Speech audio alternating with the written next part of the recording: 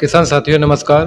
साथियों, इस बार खरीफ की फसल में बारिश की संभावना लगभग ना के बराबर है और मानसून में इस बार लेट आने की संभावना है।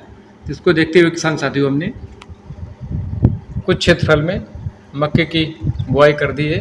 जो आप देख पा रहे हैं सामने मक्के की बुआई जारी है। इसकी हमने लगभग 1 हफ्ते पहले पानी से परेबट कर दी थी और इसको लेज़र लेबलिंग से समतल करने के बाद हमने इसको पानी भरकर परेबट इसका किया था। तो इसकी अब जो पानी की मात्रा वो ख़त्म होगी, हल्की नमी जब रहेगी तब हमने इसकी कल्टीवेटर से 2 बार जुताई करवा दी और पाटा लगवा के हमने जुताई करवा दी, जिससे हमें किसान साथियों रोटावेटर चलाने की आवश्यकता नहीं पड़ी है। और जब हमने परेबट किया था उसी समय हमने इसमें जीवामृत का प्रयोग कर दिया था, जिससे हमें डीएपी पोटास डालने की आवश्यकता नहीं पड़ेगी। किसान साथियों, आप मौसम के अनुसार की फसलों का चुनाव करें।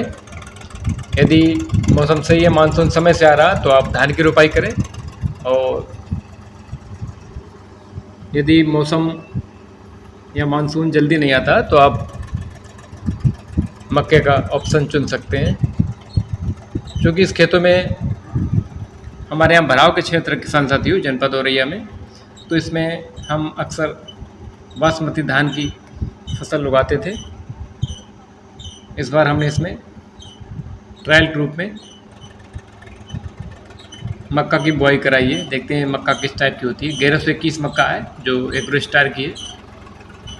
हालांकि एग्रो स्टार से बात करने पर हमें पता चला कि इसका दाना भी मीठा रहता है और छोटा दाने वाली है। छोटे दाने का बीज किसान साथियों इसका प्रोडक्शन भी अच्छा होता है और भुट्टा भी शानदार आता है, और इसमें जब हम इसको भून कर खाते हैं तो उसमें स्वाद भी होता है, ऐसा बताया गया है।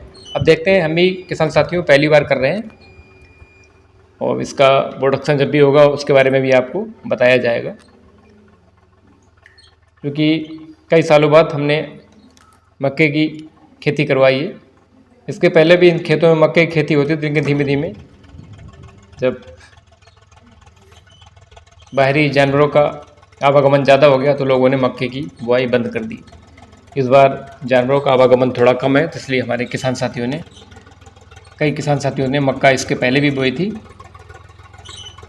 और अब खरीफ सीजन में भी हमारे कई किसान साथियों ने मक्का बो रखी है। तो किसान साथियों, इससे हमारा जो खेत है उसका फसल चक्र भी हो जाता है। फसल चक्र से हमारे खेतों में जो माइक्रो न्यूट्रिएंट्स होते हैं, जो अलग अलग प्रकार के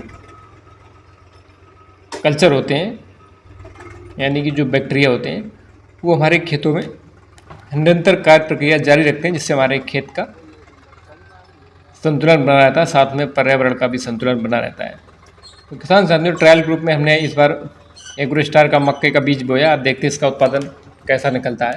हालांकि जिसका दाना छोटा होता है किसान साथियों, वो लगभग 2.5 किलो प्रति बीघा के हिसाब से पड़ता है, और थोड़ा दाना बड़ा होता है तो वह 2 किलो प्रति बीघा के हिसाब से इसकी बुआई की जाती है। तो किसान साथियों, हमारा जो बीज है 2.5 किलो प्रति बीघा के हिसाब से इसमें पड़ा हुआ है, और ये लगभग 1 एकड़ खेत था। अब इसमें देखते हैं इसमें जर्मिनेशन कैसा होता है।